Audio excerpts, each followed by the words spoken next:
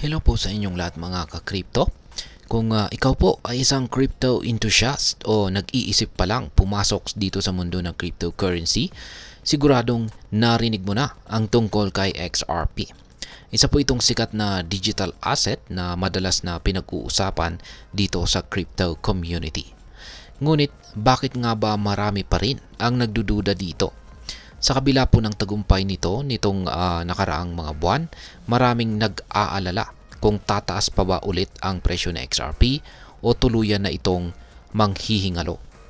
Ngayon ay pag-uusapan po natin ang mga dahilan kung bakit sinabi ng isang eksperto na dapat po nating tigilan ang pagdududa kay XRP. At ayan, bago po tayo magpatuloy ay nais ko lamang po munang bigyang linaw ang aking disclaimer kung saan ang nilalaman po ng video na ito ay hindi po ito isang financial advice. For education and information purposes lamang po ang layunin nito. Ayan, umpisan po natin sa katanungan kung ano po ang mga balakid na kinakaharap ni XRP ngayon.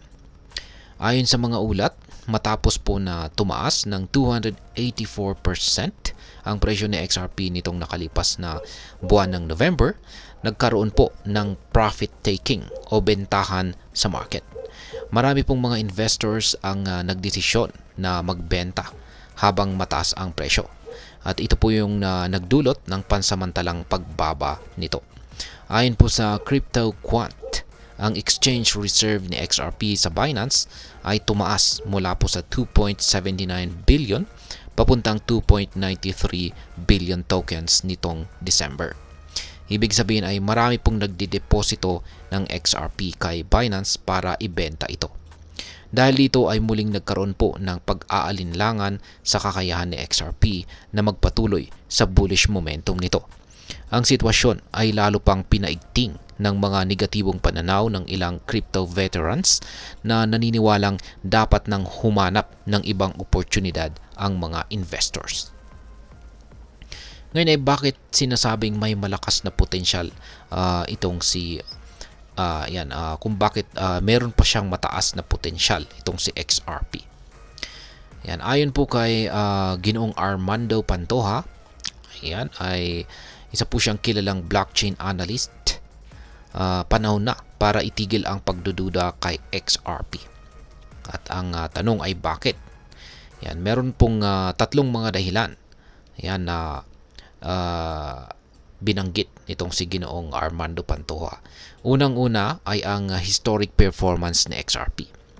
Yan, si XRP ay meron po siyang mahabang kasaysayan or historical performance ng pagiging underdog na biglang sumisipa. Noong pong mga taong 2017 hanggang 2018 na bull run, si XRP ay nagsimula sa halagang 20 digits 3 lamang noong January 2017. Ngunit sa loob po ng isang taon ay bigla pong umabot ito sa $3.31. Isang nakakagulat po na 110,233% na pagtaas.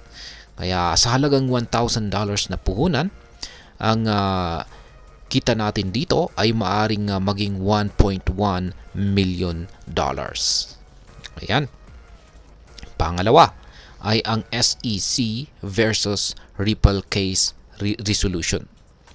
Yan, malaki po ang posibilidad na matapos na ang matagal na kaso ng SEC laban kay Ripple.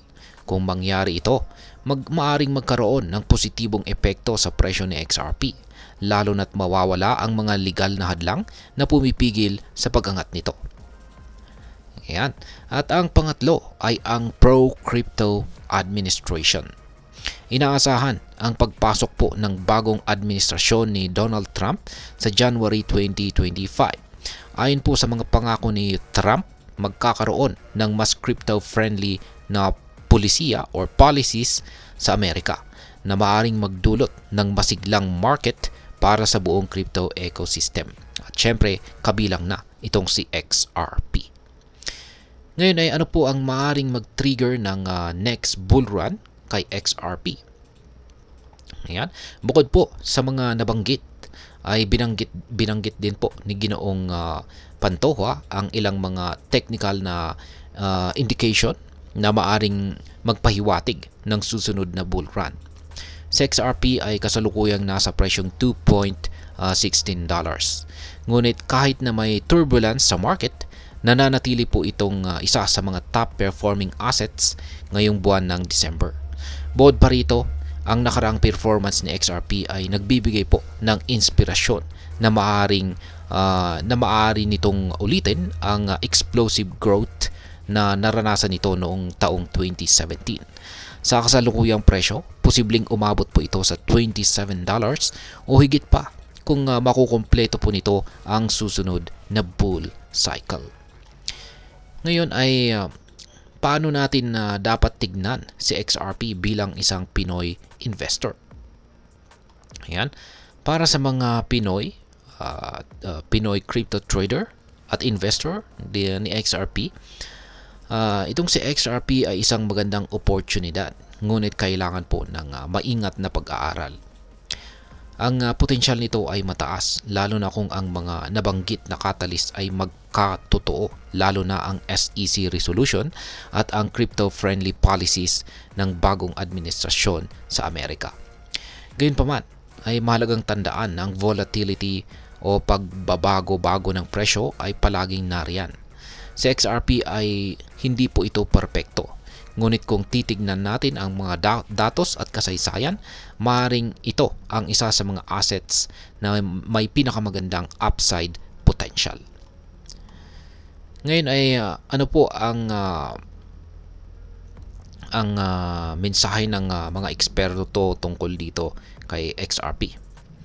Yan, ayon po muli kay Ginoong Armando Pantoja, si XRP ay may napakalaking potensyal. Ngunit kailangan po ng matibay na loob at maayos na plano para sa mga investors.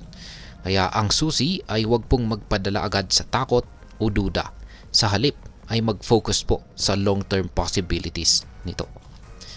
Ngayon ay ano naman po ang aking masasabi tungkol dito? Ayan, kung ikaw po ay naghahanap ng crypto asset na may malaking potensyal na magbigay ng kita sa hinaharap, si XRP ay isa sa mga dapat mong isaalang-alang. Ngunit tandaan, hindi lamang positibong balita ang dapat mong tinitignan. Laging gawing batayan ang tamang research, tamang timing at saka tamang strategy para maprotektahan ang iyong puhunan. At ayan, hanggang dito na lamang po tayo sa video na ito mga ka-crypto. Sana po ay inyong nagustuhan ang aking paliwanag sa video na ito. Kung inyo po itong nagustuhan, pakiclick lamang po ang like button nito. Marami pong salamat sa panonood. Ingat po tayo lagi at God bless po sa ating lahat.